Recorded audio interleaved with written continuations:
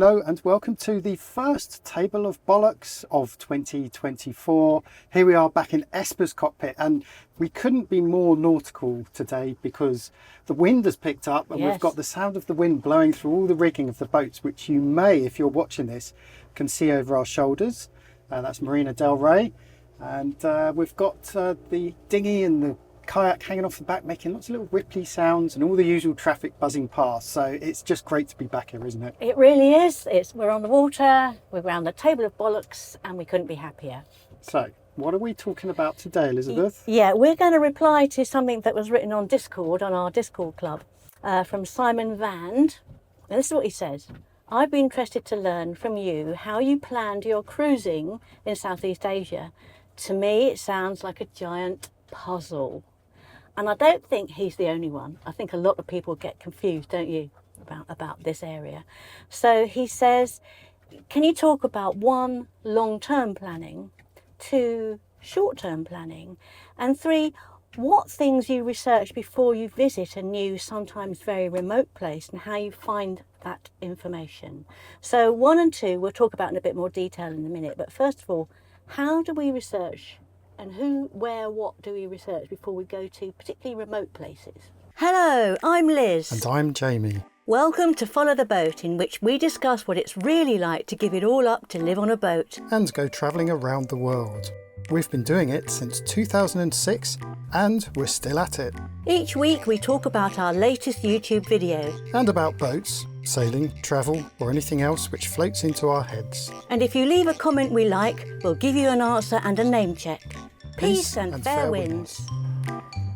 Simon is absolutely correct. It is one great big puzzle, and I think to anyone who hasn't been to Southeast Asia, either by land or by sea, it's quite a sort of mysterious place that, well, I think the first thing is actually trying to conceptualise what is Southeast Asia. Yeah, it's vast, isn't it? Yes, it is. I think particularly for people on the west side of the world, so that's Europe and the Americas.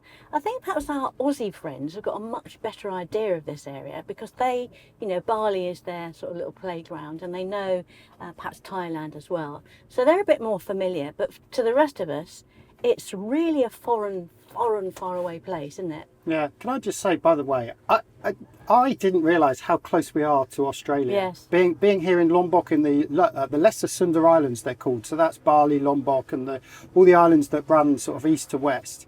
And Australia is actually only 200 miles away or so. It's not far at all. You can get your boat there fairly quickly. You can fly pretty quickly. So a bit like for the Brits, the Mediterranean is a quick hop and a skip to a great playground. I think it's the same for our Aussie friends as well. Yeah. So first of all, though, before we go on talking about the planning and the great puzzle and how you get through it, you did ask Simon about the research.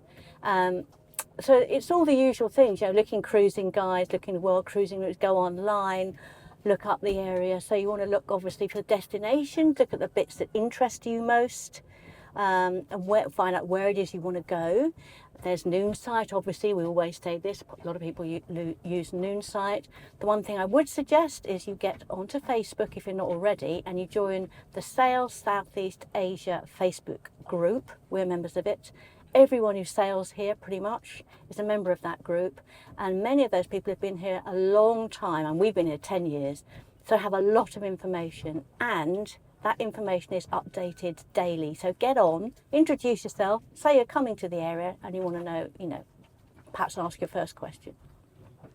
Yeah, well, you've jumped ahead because you asked me to do a tiny bit of research on the differences between cruising grounds. No, we're coming on to that. This is first of all just how do you research it before you even get here. Oh, okay. So we're in sync as usual, aren't we? Well, there are cruising guides, and I tend, or pilot guides even, in some areas if you're lucky, I tend to buy those before we go to that area. And they usually, obviously they've got all the anchorages and everything marked, but they usually have a whole lot of other interesting information. So for instance, at the moment, being in Indonesia, there's a great cruising guide to Indonesia, and the front bit, sections and sections of it, tell you all about where and how to cruise around this area. So, just use your general knowledge and get online and do the research that way. Mm-hmm.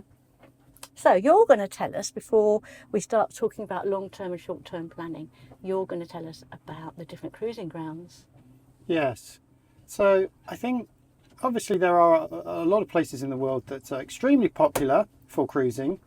I guess the two main ones, of course, are the Caribbean and the Mediterranean. Very popular, but also, of course, very busy. That's why we say come to Southeast Asia, because there are far fewer boats here. And I have to say, it's vast, the cruising ground. Okay, what did you come up with? So I did a little Google Earth vector check, and I covered just the areas of sea, so not the land. Right. And the first one I looked at was Mediterranean, which really we define from anywhere east of the tip of Portugal, all the way over east. Not quite as far as Syria. No, we wouldn't want to cruise there at the moment. Not at the moment. No, we almost did once upon a time. Turkey, though. And then sort of down towards the tip of North Africa. And the square mileage, I have to get it up here. The square mileage is 570,000.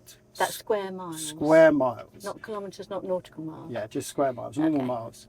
So that takes you up the Black Sea and covers the whole of the Aegean as well. Oh, okay. So, I mean, and as we know, it's vast. You can spend the whole season just cruising around the Mediterranean. And of course, we know many yachties who just base themselves there. So it's big. There's all those Greek islands, loads and loads of them, and really good strong winds to sail there as well. But that pales into significance compared to the Caribbean. Right. Okay, and I was a bit generous here because I actually included the whole of the Caribbean Sea. So that takes you all the way down the east coast of Central America. Okay. And I also included from the Bahamas down to the BVI. So essentially it's covering that whole area, including the whole of the Caribbean islands that we know and love, almost down to the tip of South America, sorry. Yeah. And that cruising ground totals, and this is just an approximate, 1.3 million square miles.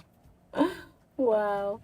So it's bigger than the Mediterranean. Yes. But that, of course, is the whole of the Caribbean Sea. Yes. Which is big. Yes. It's a big area. Yes. So what about Southeast Asia? There we go. So Southeast Asia, we're going to define as, and I guess we should help people who don't know it at all. If you know Sumatra, you go up to the north of Sumatra and into the sea there, you've got something called the Andaman Islands. Yep, part of India. Part of India, yep. And then we go all the way across the top of Australia, not including Australia. So you're going east? Going east, all the way over to Papua New Guinea. Yep. And all the way up to take in the Philippines, but I didn't include Japan. So this is up to sort of the tip of Japan, but not including it. Yes. And again, this is only sailing sea area. This is not landmass. Okay. Have a guess. Go on, have a guess. Twice the Caribbean. More. Really? It's 3.5 million square miles of cruising territory. That's why in 10 years we've still only been to 3 countries, and we still think there's another 10 years, another 100 years that we could sail for and absolutely not see the same thing twice. Yeah. So, okay. But yeah, I was just going to say, of course, you know, it all sounds like unicorns and rainbows, but as we know, because this covers such a vast area, it can be complicated. And I think this is what people like Simon are a little bit confused about, is how do you piece together all these different seas that you can sail in? How do you put it all together in a puzzle? Yeah, so there are Southeast Asia cruising guides that come in 2 parts, two books, enormous. Very old now. I don't know whether they've been updated, and they take a few countries each. We do it bit by bit. So you look at the bit you're going to, you find out about that, and then you look at the next bit, you find out about that. And we really have only cruised in Thailand, Malaysia, and Indonesia. But Indonesia is massive, isn't it? It stretches all the way from the west to all the way the east. It defines the whole of the breadth. Yeah, it defines the width of Southeast Asia. Yeah. Yeah, and it's so different, isn't it? It's like different countries. Yeah, and that's of course one of the beauties of cruising around this area are all these different countries, different cultures within one country. Yeah. But of course you have the complications of switching between countries. Yes. And as we're about to discuss, of course, the whole geography Yes. and how the weather is affected by that. Yes, so with the long-term planning, we really are looking at monsoons, trade winds, and where we are, whether we're north of the equator, on the equator, or south of the equator, because it's very different Yes, and from that's place to place. and that's once you're in here. So I guess to get here, you are pretty much defined by when you can cross the Pacific and when you can cross the Indian Ocean. So to get here, so that's going to be your first definition if you're coming from outside. Let's assume they're here. Okay. Shall we assume they've actually made their way to this part of the world? Yep. If you get here at the wrong time, you might be stuck somewhere for nearly a year waiting for or 6 months or so before you can move on if you're not got the winds with you. Did you know that liking and subscribing on YouTube or wherever you get your podcasts helps us to get noticed? Go on, give us a helping hand. So to make it a little more easy to digest, let's look at what's happened to us over the last year because we missed a window. And we are still in the same place as we were a year ago. I mean, we've done a lot in between those times. But because we missed the window, we are once again back here. So a year ago, we had got back in the water and we were at Madana in northern Lombok, and we came down to the south where we are now, and we decided to wait until April, May, when we would hit the southeast trades and head north towards Malaysia. So we had 3 months to kill, and so we took advantage of the westerlies, didn't we? That's right. And headed east over all the way over to Flores to Komodo, as you know if you've been watching our episodes, of course. We then turned around to come back, and that's when we had our steering problems, which we're currently talking about in our episodes. So we came back because the winds changed, started to come into our favour, didn't they? But of course, because we had to haul out, Yeah. we missed them, and so they've switched around again. Now, you could, if you really wanted to, poke your nose up at this time of year, but I think it would be quite uncomfortable, and I think more to the point, and this is one of the problems with these areas, especially going towards the equator, is the unpredictability of the weather. You know, you might have a nice clear 2-day window to get you halfway up, and then suddenly those winds could kick in and you'd have a horrendous time. So What I would say is that the last couple of months it's been transitional, and we could have done it. We could have done a hop here and a hop there, but of course we didn't get back into the water until very recently. But, and actually I'd say up until yesterday. yeah, but you're only saying that with hindsight. No, we said it at the time. Well, I did. You ignored me. But I did say at the time that I thought we could do it if we were prepared to hunker down and wait. Well, I think that goes back to my point that if we'd done it when you'd said, and we got halfway up, and as we know, the winds have just turned. Yeah, so what's really interesting in light of this conversation is that there is quite a big transitional between the very definite seasons, and that is when wind's doing all kinds of things. And people do sail in those weathers. Down here we're talking south of the equator. So literally yesterday, we woke up, boat was facing another way, checked on windy, and bish bang, overnight, in fact that morning, the winds changed and they are now most definitely northwesterly winds. So we were in the northwesterly trade right now. It's absolutely pointless for us to do what we want to do. So here we are again, and we will probably be leaving in April, May, but who knows, it depends when the winds change. Also, we should mention, of course, is that we have the currents, the influence of the currents. So I think we'll talk a little bit more about that, but that is also something we have to consider when passage planning. Yes. Now the opposite of what's just happened to us is what happens in north of the equator. We were based in Thailand and Malaysia for quite a while, and there at the moment they have a northeasterly, which is a fantastic time of the year to be over there. It's dry, it's consistent, it's not blustery, it's not full of rain and nasty lightning like you get in the southwesterly. So great time at the moment to be in the northern hemisphere, particularly Thailand and Malaysia. Where we were supposed to be right now. Yes, probably good in Philippines as well. Yes. Although the Philippines is another story because that's typhoons. But anyway, so yeah, so they've got the opposite to us, and over there it all starts to change in sort of April, May, when the southwest monsoon starts blowing across the Indian Ocean, and then it hits the northern part of this northern hemisphere here, and you get the really nasty weather in. Coach, we should also just define where the equator is approximately. It's south of Singapore. So Thailand and mainland Malaysia, or Peninsular Malaysia as it's called, and actually the top of Borneo as well, that's all above the equator, so it's north equator. Yeah. So it changes, it's about 100, 200 miles south of Singapore, I think, approximately. Yeah, so it changes when you're in Indonesia, Yeah. of course, because Indonesia is so vast. Mm. The equator, of course, is a whole different ball game. It's a different type of sailing. You never know what's going to happen at the equator. It could be nothing, could be full-on wind. So the equator is, a rule unto itself, and it's not something that we worry too much about. We worry more about the north and the southern hemispheres. So that's very general. So once you've got those, I'd write them down on a piece of paper or look in your cruising guide, and it will show you the winds coming from northeast or coming from northwest or southeast or southwest, depending on where you are, and roughly the time of the year that those blow. So you use that as your framework to work out what you're going to do in a year, or a long-term cruising plan if you want to go through the Asia and out the other side, or whatever you want to do. That's your first port of call, isn't it? That's the first thing you look at. Mm.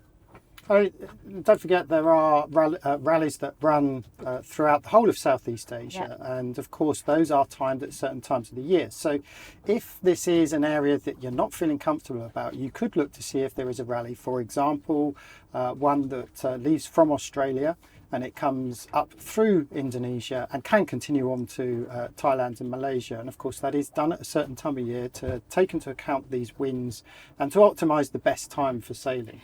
Because we should make the point, there is a lot of wind and there is a lot of sailing weather. I think sometimes when you watch our vlog, it appears as if there isn't, because we're quite often moving around at the wrong, in inverted commas, the wrong time of year. But hopefully when we do leave here, we will be using the best winds possible. But there are plenty of winds. Yeah. And it's also why places like Phuket are so vastly popular with cruising boats, sailing boats. Great.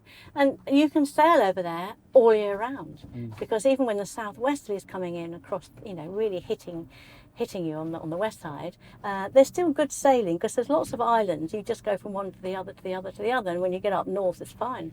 So you can sail pretty much all year round as long as you're prepared to use the winds. I would say down here though, in Indonesia and the Sunda Islands, you are restricted a little bit more. Would you not agree? Yes, I think so, and this is where we go back to, it's not just winds, it is current.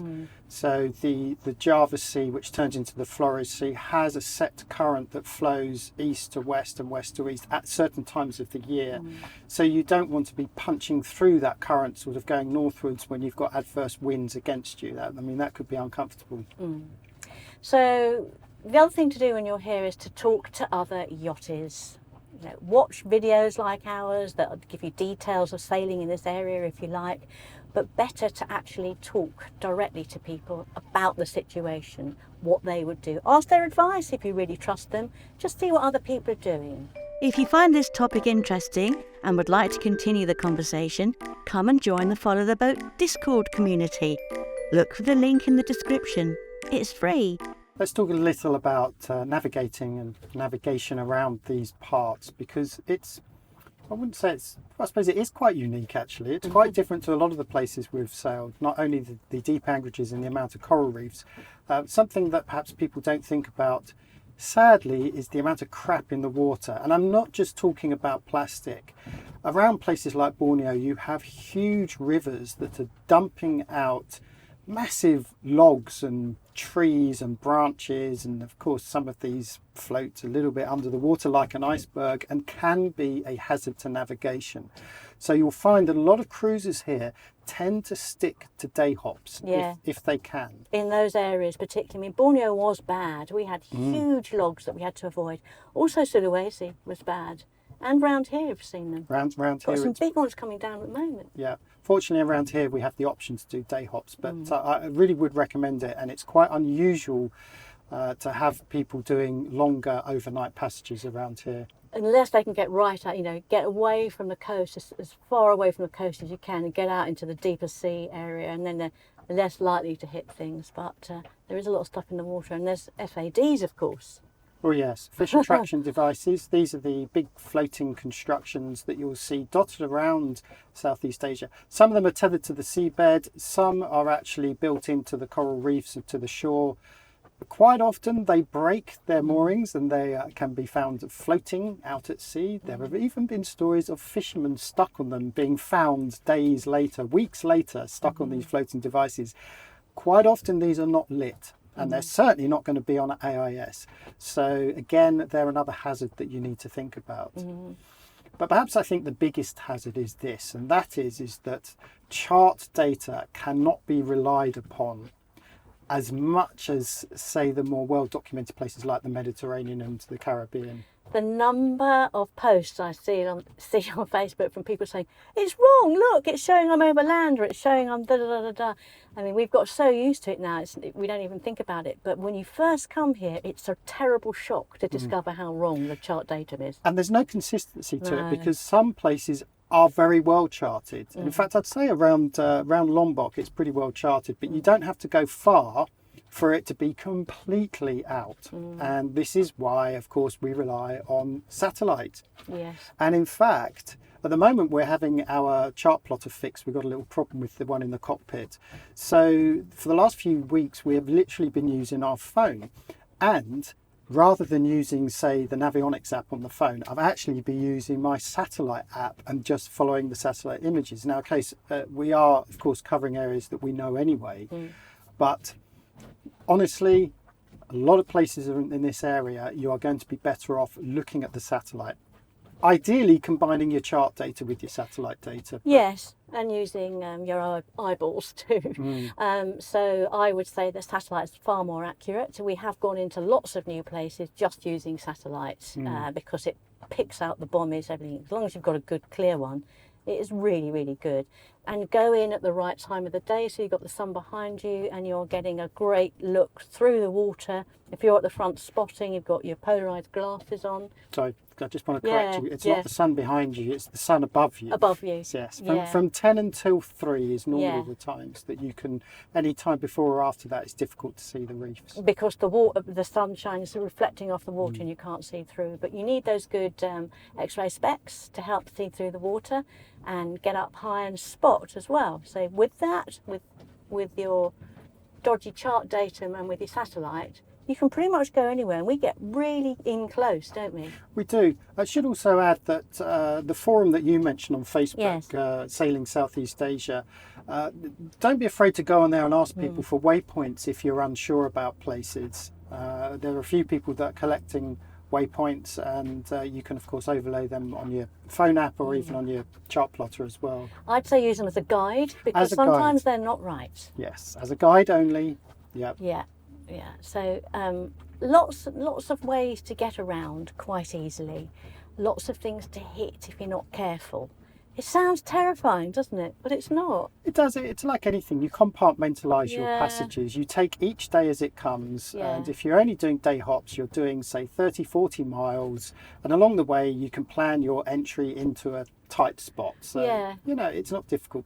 Now, talking of coming into tight spots, one thing we should mention in this area, where it's different to, say, in the northern hemisphere around Malaysia, Thailand, are the deep anchorages here. You would be surprised at how many deep anchorages there are, or should I say, how few shallow anchorages there are. Yeah, really, since we've left Sabah, isn't it? I'd say. It's quite normal to be in 20 metres. That is our average, I'd say, wouldn't you? Yeah, I would. Sometimes more. Yeah, we've anchored in Seldom 30 metres before now. 30, I think the deepest was 32, 33 metres. So you've got to carry a lot of chain. Yeah, and that was out of necessity. Of course, you wouldn't choose to anchor in those kind of depths, but 20 metres definitely, I'd say, is your average. Yes, which is quite disconcerting when you're used to being between 5 and 10 metres. It's a bit of a strange one, but it's fine, absolutely fine. Good windlass, good chain, plenty of it, good anchoring technique, and you'll be fine, won't you? Yeah, make sure you're behind somewhere, not getting too much swell. That's the biggest problem, finding somewhere without too much swell and fetch.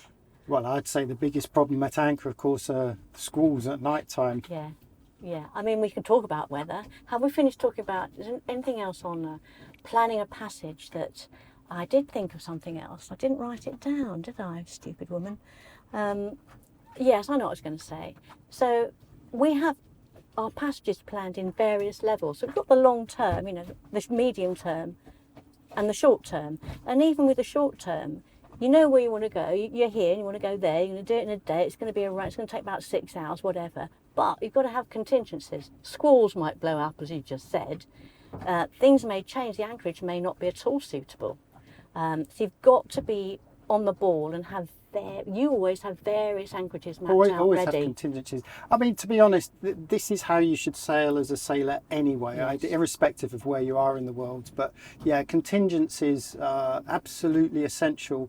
And of course, expect to rely on those contingencies at 3 o'clock in the morning. Yes. When the shit is really hitting the fan. Yeah. These happen very rarely, but they can happen, these situations, especially these horrendous squalls, which actually it's not necessarily just about how uncomfortable it is for you at anchor. It could be that it's dragging a fishing boat that's anchored on his little rock, 500 metres up the coast from you, and they can become a hazard as well. So yeah, definitely always have contingency. Yeah. So do you want to talk a little bit about weather then? I had written down here lightning simply because one of our Discorders had asked about lightning.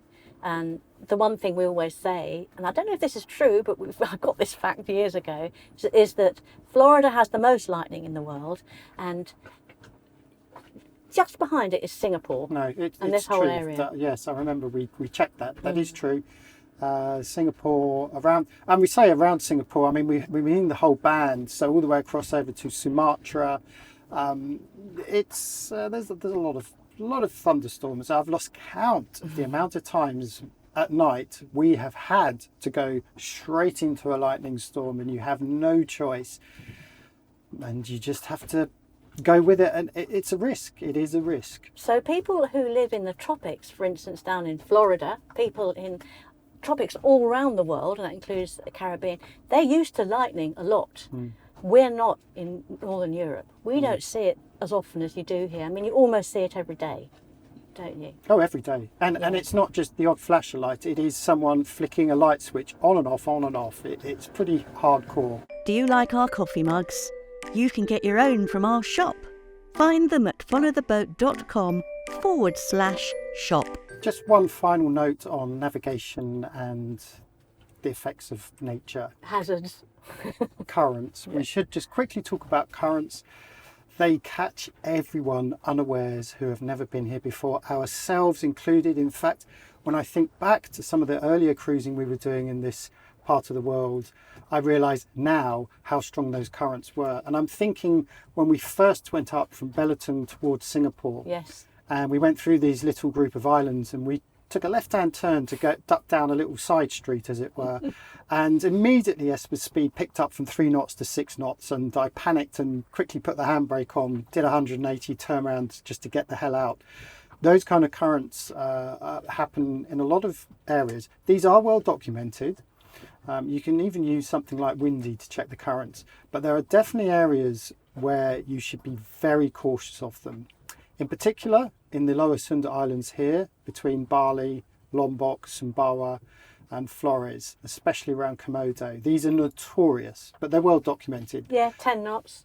But the other areas are places like around Borneo, for example. I mentioned earlier these huge, vast rivers. They can also create a lot of current as well. And there were a number of occasions when we were doing our day hops and then turning to go in towards land to get to an anchorage, doing 2 knots.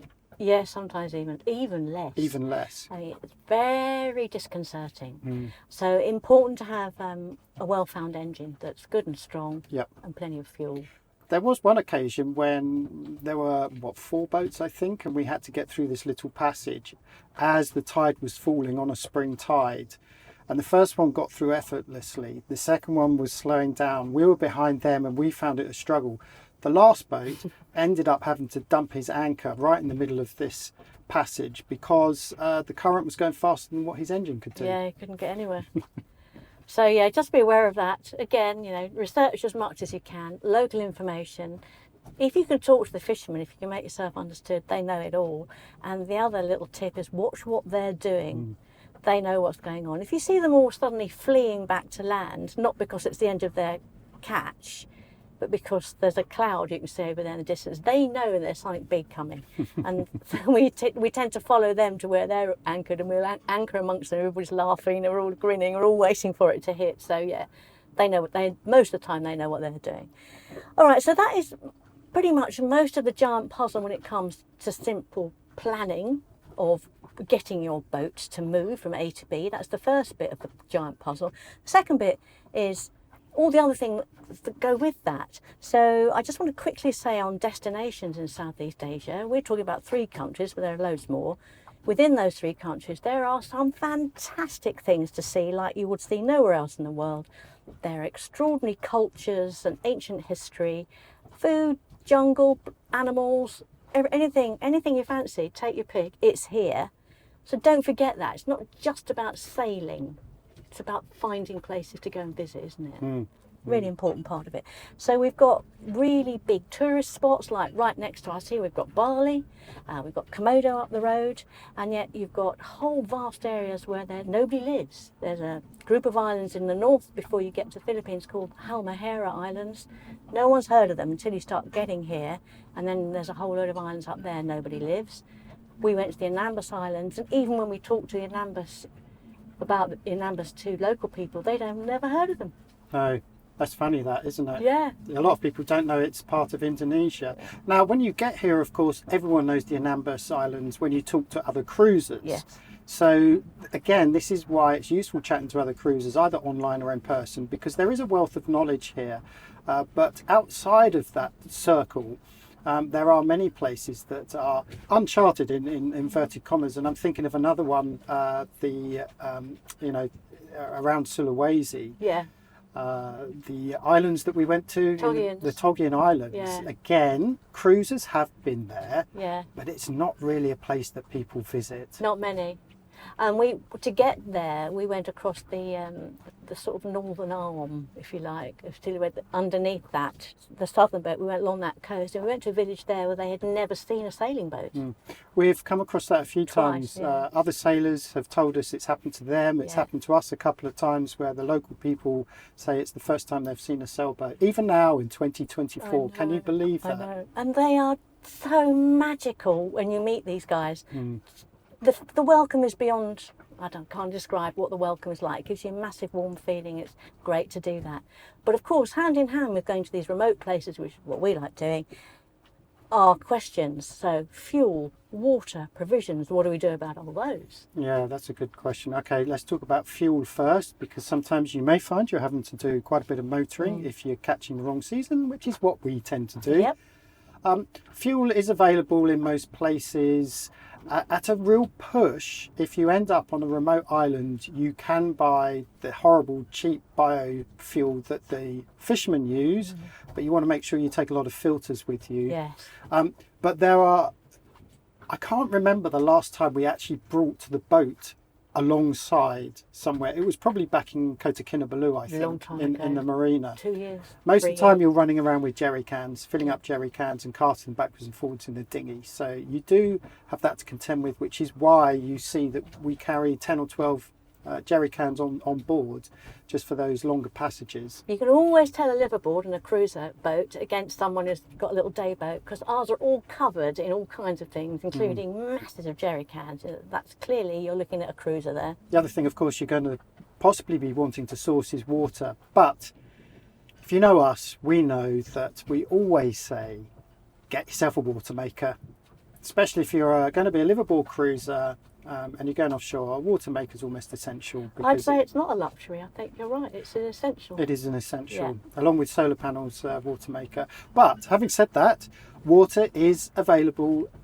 everywhere, and they tend to use these the big 20-litre plastic bottles. For the water cooler, and pretty much every town and village we've been to use these. So if the local people don't have access to water, that is how they cart their water around. And ironically, as we sit here right now and have to stop every now and for a passing boat, quite often it's the big water boat, isn't it? Yes, they provide water to the islands on their boats. So yeah, you can always get water, but it's very restricting if you don't have it. If you don't have a water maker, you are really restricted. If you're in an uninhabited area, then you can't get water. You might be lucky enough to find a stream or something, but I'm not sure I would drink straight out of any stream. I'm never sure what's in there. You're never sure, are you? No. But I bet that in most cases it's potable. Probably. Finally, we should just talk quickly about food as well. Yes. And I guess once you've got to Southeast Asia, you're probably an expert at provisioning your boat and obviously filling it up with those foodstuffs that last a long time, the dried foods and the tins and the cans. I think we've done a whole piece on that already, but yeah, it's fairly straightforward. But basically, to summarise, as long as there is someone living ashore, at the very least, you'll be able to get some eggs. Yes. And maybe the odd vegetable. Never been anywhere where you can't get an egg. And take a machete and you can do your own coconuts. Yes. Yeah, there's lots of fruit growing on all the trees on all the islands, so you can do it that way. But more importantly, learn to fish. Catch yourself a lovely big fat mackerel. And then you've got lots of lovely food. Yeah, so that's provisioning. There's just a few more things to think about. There's visas, of course, which is no more different to going in and out of a country on a plane. If you're going to do that, if you know how to get a visa, sometimes you need to get it beforehand, sometimes you get it on arrival, depends entirely on your country of residence and where you're going to, blah, blah, blah. We have talked about that ad infinitum, and I'll put links to provisioning and visas in the description. It's actually easier, by the way, than it used to be. People go on and on and on about how difficult Indonesia is. It's not difficult. Once you're in with your boat, you keep your boat here for 3.5 years. You've got to worry about it. It's just you've just got to go in and out. Okay, it's not just Indonesia, of course. So the common theme with all these countries seems to be that your boat can stay in these countries longer than you can. Yes. In Malaysia, it's pretty much indefinitely. In Thailand, it's around 12 months, but you can apply to extend that. And in Indonesia, it's 3 years and 3 years maximum. Right. You yourself, of course, are the people that are having to move in and out. But the boat, it's less of a hassle. Yes, it's not the hassle that it used to be. So don't let that put you off. Sorry for interrupting, but while I've got you here, if you like what we do and you want to support us and become a Patreon, or join us on FTP Mates, or even drop a quid in the rum fund, go to followtheboat.com/pub. Of course, come to the pub. The other consideration when cruising around these parts are the lack of facilities in terms of boating. Now, if you go to Thailand on the west side, and even on the east side actually, plenty of facilities around places like Phuket. Malaysia is pretty good as well, but when you come down to Indonesia, boatyards are few and far between. So you need to have a well-found boat, and you have to be confident in all the operations on your boat to make sure that if your water maker does break down, that either you yourself can fix it or you have the parts to deal with that. And of course, if you need to haul your boat out, again, there are very few places in this part of the world where we happen to live now. So you've just got to plan ahead and plan accordingly. But again, I don't think that's too different to a lot of places in the world. No, I mean, we've just been hauled out at Madana Bay, so there you go. You can do it at Lombok, but not nowhere else really around here. So, as you say, you've got to be proficient yourself in dealing with most of the problems.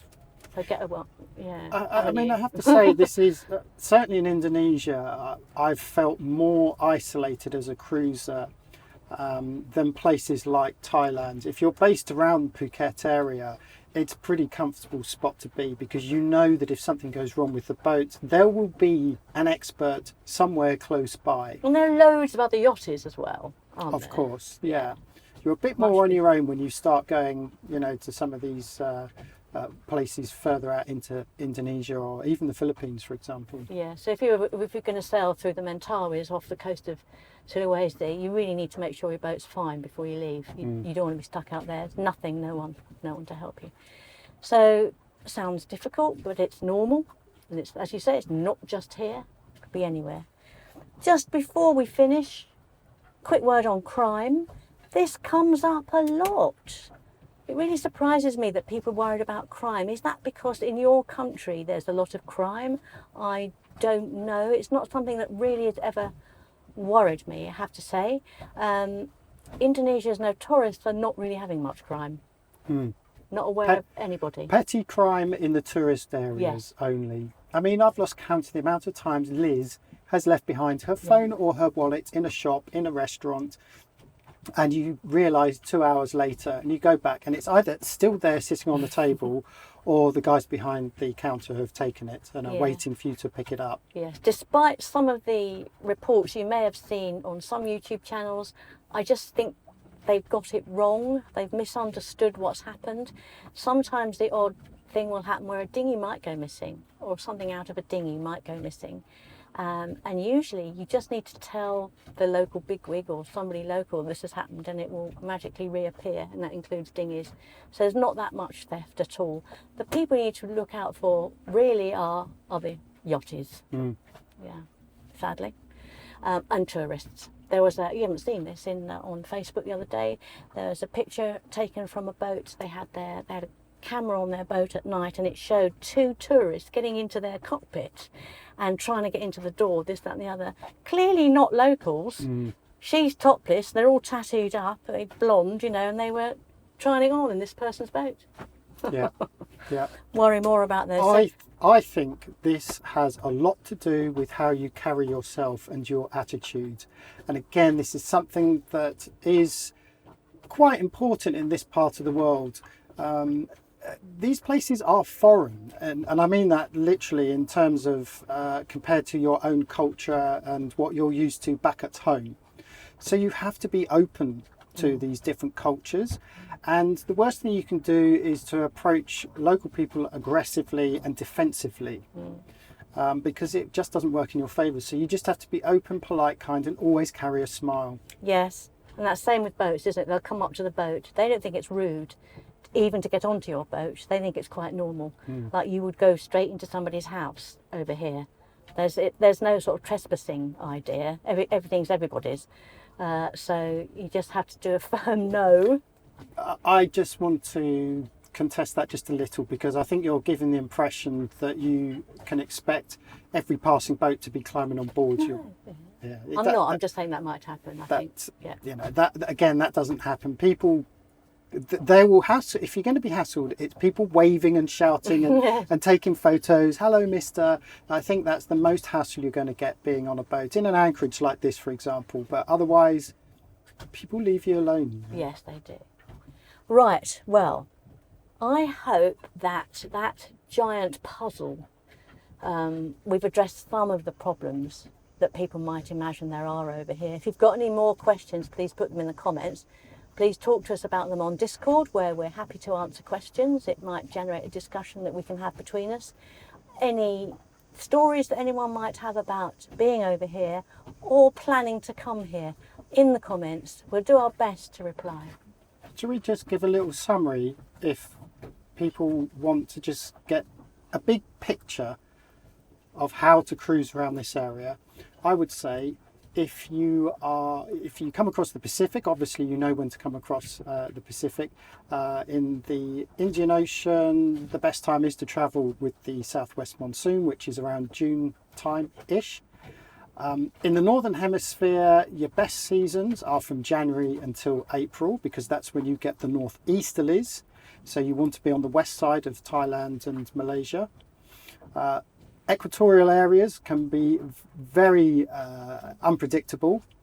And in the southern part, you have the southeasterly trades, which would take you up north. The main one, it runs most of the year, that one. Yeah. Or if you are coming down the other way, you can sail in those southwesterly monsoons, which is round about now, actually. Yes, well, they call it the northwesterly here. Sorry, so, the northwesterly, yeah. yes. Yeah. Confusing. It is confusing. It is confusing. It is a puzzle, but like any good puzzles, when you start doing it, it starts to get a bit easier, and there are certain areas that start off really easy, and then when you finish the puzzle, you wonder what all the fuss was about. Yeah. All right, hope that's useful. Can I just throw in a little promotion completely separate to this about my little photography talk? Yeah. If they're still here, they're still hanging on, there is something very interesting here. Yes.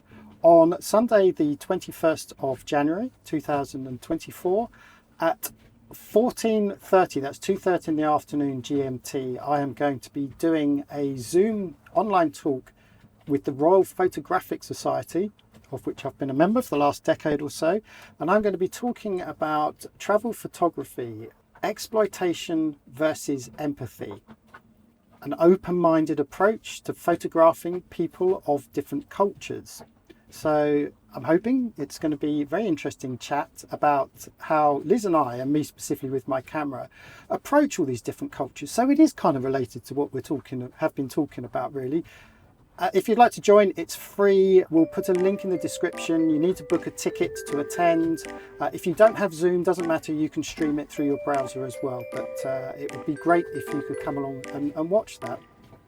I'll be watching it. I want to find out what he's been doing all these years. All right then, thanks everyone for listening or watching, and we'll see or hear you in 2 weeks' time. Bye.